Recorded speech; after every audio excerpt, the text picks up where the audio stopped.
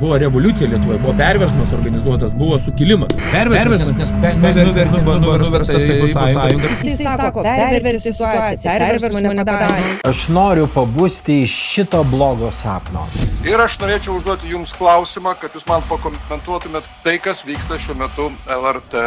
Kas labiausiai inkščia dėl nacionalinės televizijos turinio užvaldymo ir kontrolės. Kažkada vadintas abonentu, bandęs papirkinėti ir svajojęs būti amžinu sostinės meru, tačiau realybėje virtęs memu Artūras. Reikia realių instrumentų, kaip jinai turėtų kontroliuoti LRT administraciją. Jiekitės tiesiai niekada nežiūrintis, už draugystę su Baltarusijos energetikos oligarchais vos apkaltos išvengęs, už kurį žmonės balsavo tik prieš 26 metus, prisiplakėlis, vis dar svajojantis apie draugystę su Rusija ir Baltarusija. Todėl įstatymę labai aiškiai reikia išeliminuoti, o taryba nustatys tvarką. Sunkiai besiorientuojanti aplinkoje savo pasisakymais, kiekvieną kartą stebinanti. Būtų nurodyta, pavyzdžiui, kiek turėtų būti laidų skirtų regionams. Tačiau puikiai dainuojanti valstiečių seniūnė.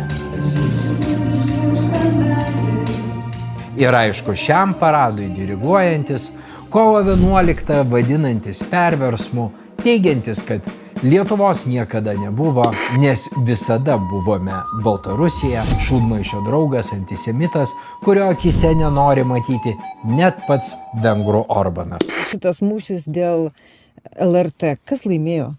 Tai laimėjo Žemaitaitis.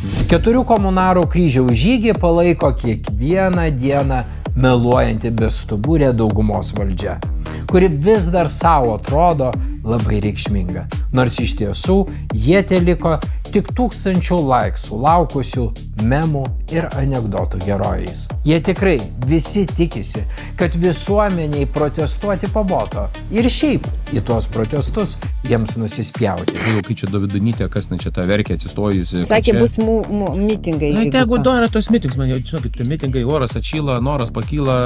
Ar teisti, meluojantis, papirkinėjantis, valdžios vaidmenyje esantis memai tikrai gali švęsti pergalę? Galės ant Nemuno, ant tos Neries lyties kur nors nuplaukti. Šiandien 6. Nepriklausomybės aikštėje renkasi visi. Ir jauni, ir seni. Visi tie, kuriuos kankina nemiga šitame blogiausiame sapne. Visuomenė yra valstybės stuburas ir pagrindas, kurios laisvo žodžio pajudinti negali niekas.